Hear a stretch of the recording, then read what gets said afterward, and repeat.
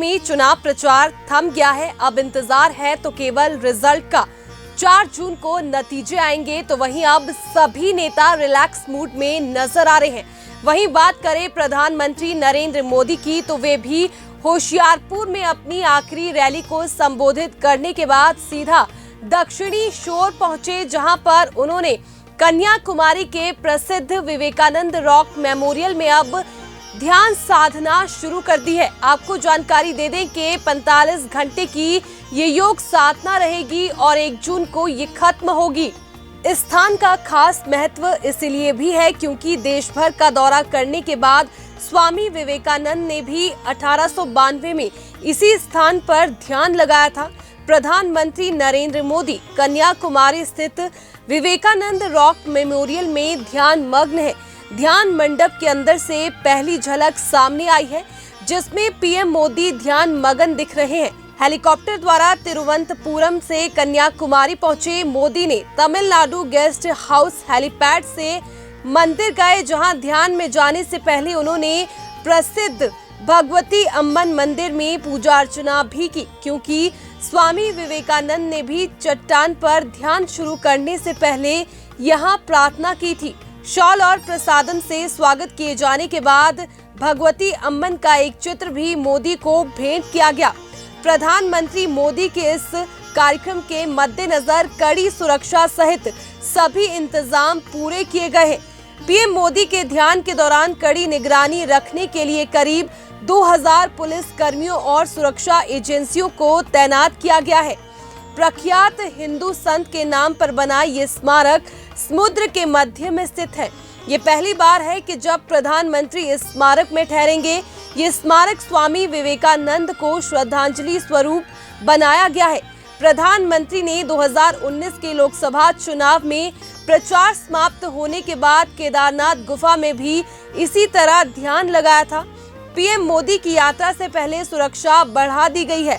उनके प्रवास के दौरान 2000 पुलिस कर्मी तैनात किए गए हैं। इसके साथ ही भारतीय तटरक्षक बल और भारतीय नौसेना भी कड़ी नजर रख रही है। देश में चुनाव प्रचार थम गया है। अब इंतजार है तो केवल रिजल्ट का। 4 जून को नतीजे आएंगे तो वहीं अब सभी नेता रिलैक्स मूड में नजर आ रहे हैं। वहीं बात करें प्रधानमंत्री नरेंद्र मोदी की तो वे भी होशियारपुर में अपनी आखिरी रैली को संबोधित करने के बाद सीधा दक्षिणी शोर पहुंचे, जहां पर उन्होंने कन्याकुमारी के प्रसिद्ध विवेकानंद रॉक मेमोरियल में अब ध्यान साधना शुरू कर दी है। आपको जानकारी दे दें कि 45 घंटे की ये योग साधना रहेगी और 1 जून को ये खत्म होगी। इस स्थान का खास महत्व इसलिए भी है क्योंकि देश भर का दौरा करने के बाद स्वामी विवेकानंद ने भी 1892 में इसी स्थान पर ध्यान लगाया था। प्रधानमंत्री नरेंद्र मोदी कन्याकुमारी स्थित विवेकानंद रॉक मेमोरियल में ध्यान मग्न है।